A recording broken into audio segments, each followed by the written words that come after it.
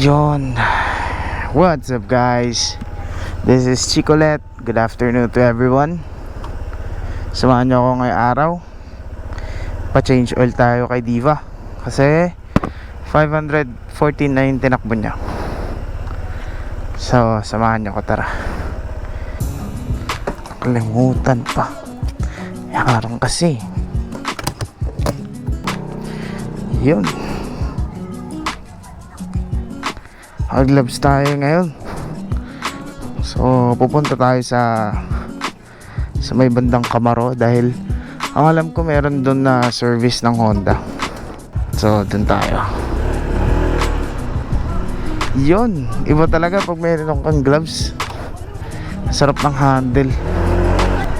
Kamusta kayo? Namiss ko kayo. Samahan niyo ako ng change oil ni Diva. Oh yeah. Aba, walang makasasakyan ah. Last time, meron akong video last time na punta namin ni OBR sa Manila Hills. Kaya lang nagka-problema yung mic. Hindi totoo yan. Wala kasing Bola lang yan. hindi nakakonekta sa mic. Eh, alam niyo naman, hindi nakakonekta. So, matik. Anyways, abot na tayo ng 514 kilometers na tinakbo nito ni Diva. Tayo ay magpapa-change oil, no? Ilang beses ko sinabi yan? Many What? times. Oh, what are you talking about, man? Ilang beses na.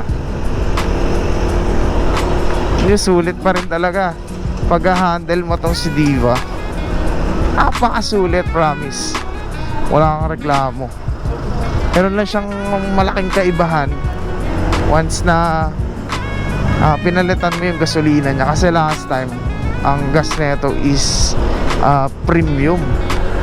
Anong nilagyan ko na siya nung unleaded kasi may nagpayo sa akin na medyo pangit daw sa makina ang premium, gawa ng sobrang galit na galit yung makina kapag ka nagsusunog siya. Kaya nagpalit ako ng unleaded. Although maganda naman talaga si unleaded, medyo may kulang lang siya sa power. All goods pa din. Maganda pa rin ang hatak. Wala kang masabi. Yun, liwanag ngayong araw. Nakalimutan ko yung sunglass ko. I-withdraw muna tayo, then punta tayo ng Honda. Then tayo magpapa-change oil. Sarap, grabe. Tamang takbong 61 agad. Oh, grabe talaga. Wala ka talaga reklamo kay Diva. Lakas sumatak. Wish you, we. Wish me nini, wish me nini. Oy, nag-overtake. Sakit sa mata ng liwanag. Iyon, medyo okay na. Yeah. Hindi na ganong nakakaano sa liwanag. Mamaya, papalik tayo sa liwanag. Kamusta kayo guys? Eto okay lang. May nag-comment ka pala. Ay kwento ko na to last vlog, pero kasi nga nagkaroon ng issue sa camera ko. Ikwento ko ngayon. Wala kaming pakialam! May nag-comment. Ikwento ko daw yung experience ko nung nakuha ko to, or yung napanalunan ko si Diva. Well, di mo masabi kasi nung nakuha mo, sobrang speechless ka eh. Unang-una, isa sa dream bike mo eh, or let's say dream motorcycle. Talagang di mo ini-expect eh. Di mo akalain na makukuha mo pala yun. Nung time na nakita ko yung papel ko, kitang-kita ko talaga sa mata ko na bumabagsak yung papel na yun. Ay ramdam ko na talagang ano siya, yun na, ako na yun. Iba yung kaba nung araw na yun, nananalo ako. Yun guys, nakapag-withdraw na tayo. Nice one. Punta na tayo sa Honda. Punta na tayo sa Honda. Change oil. Doon na tayo bibili ng ng langis. May nagsabi sa akin maganda daw langis ng Honda eh. So let's try. Magkano kaya fully synthetic doon? Sarap grabe ng handling na to. Sa mga nagbabalak bumili ng motor dyan, pag-isipan nyo mabuti.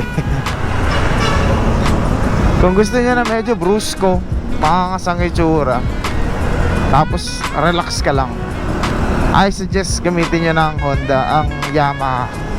Sa Yamaha kasi meron silang dalawang maganda talagang bilhin, which is yung NMAX version 2 tsaka Aerox version 2.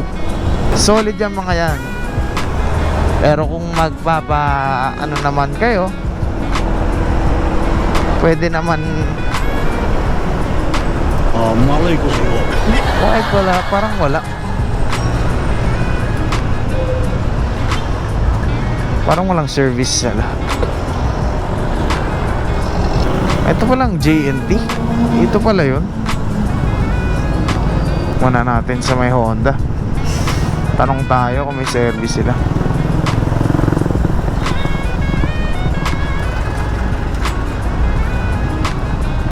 Boss, nagsiservice kayo, boss?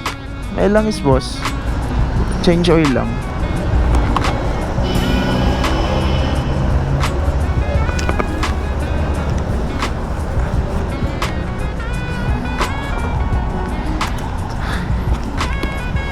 Aray ko, kapala na tangi.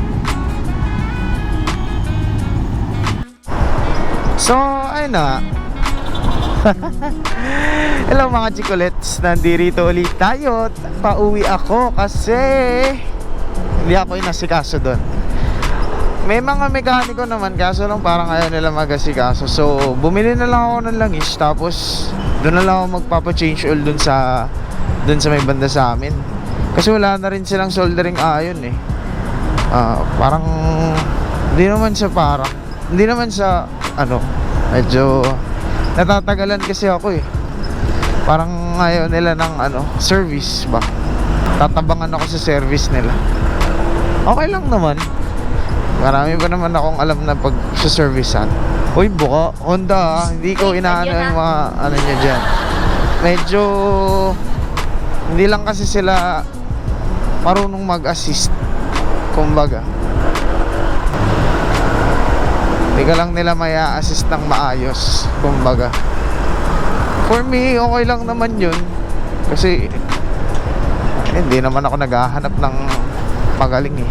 Or although nagmamadali rin ako kasi nga gusto ko kasi yung isang bagsakan na gawaan lang. Eh kung dun pa ako, daming gagawin pa. Bakit ito 60? Doon sa amin 59. Oh, so weird. Sakto 60. Tinabangan pa sa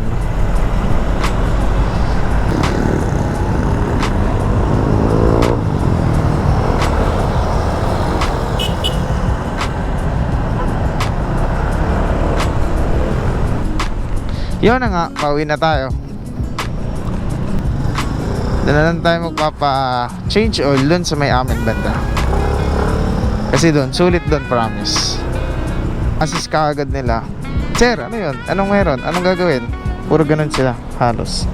Check. Kuha tayo 5 piso. Sa mga gustong pumunta dito, again, sa mga gustong dumaan, 5 piso lang po ang papasok, 10 piso po ang palabas sa Doña Carmen. Sa mga motorsiklo pagdating kasi sa mga sasakyan, 20 pesos na siya. Kasi 4 wheels. Kaya hindi matabang magbayad dito kasi 5 piso nga lang. Hindi katulad dun sa kabila, 10. Mamahal. Medyo mahal lang nila buhat.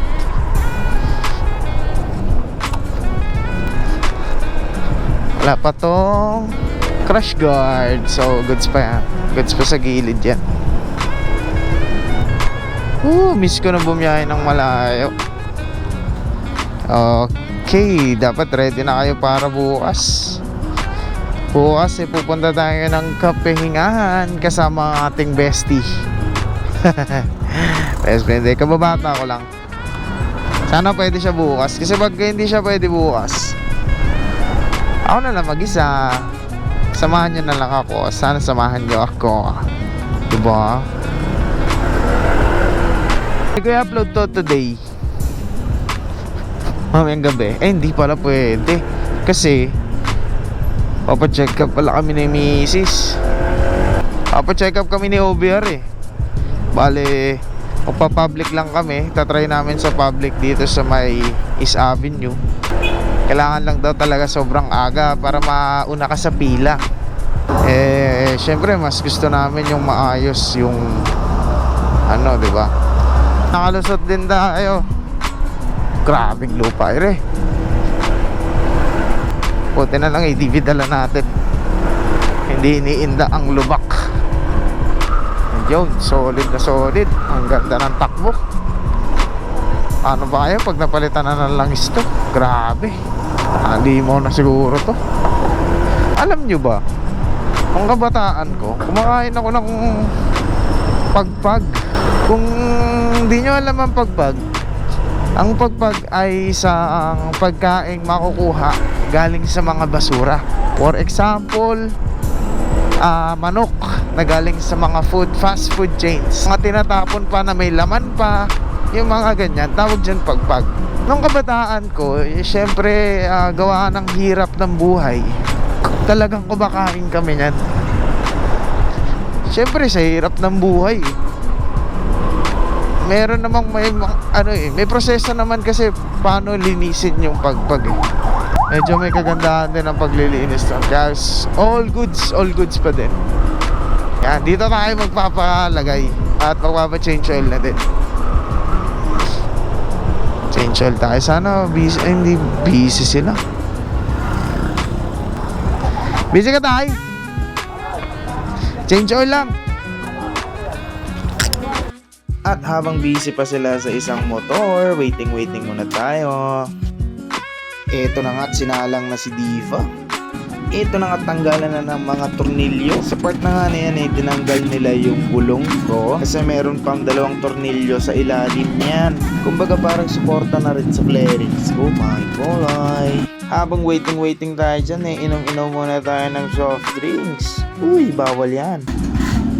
Dito sa part na to ay pinuntasan mga angmad ko. And after nyan, change oil natin, larga na. Hindi ko na tinapos yung record, boring. Ikat na natin yan. So, hello mga chicolets. Ngayon punta na kami ng gym. Ayan, kasama ko. Di ba? Gym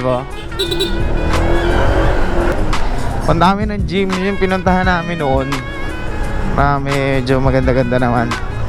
Kasi sabi, kompleto na daw doon. Ewan ko lang kung magkano dun eh. Pero gusto ko sana na dito na lang. Kaya lang medyo hindi kompleto. Yung busina si Seb bakit kaya?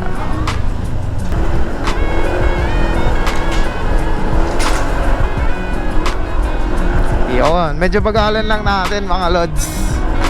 Dahil baka di makahabol si Seb.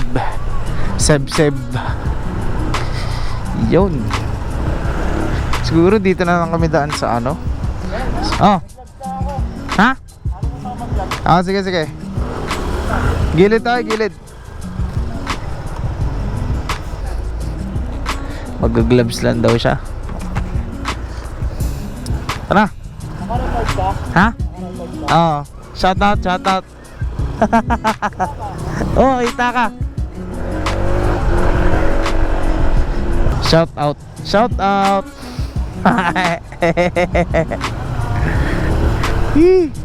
Dito sa may part na nga na ito ay malapit na kami sa gym na pupuntahan namin. Kinat ko na yung video kay wala naman ako sinasabi doon. Walang kabuluhan. Charis! Actually hanggang dito na lang yung cover ng video natin eh. Gawa nga nang nalobat ang aking GoPro. Hindi ko na nagamit nung gym kami. So sa mga may gusto mag-shoutout, just comment, like, and subscribe mga lodi. Ingat kayo lagi, ride safe.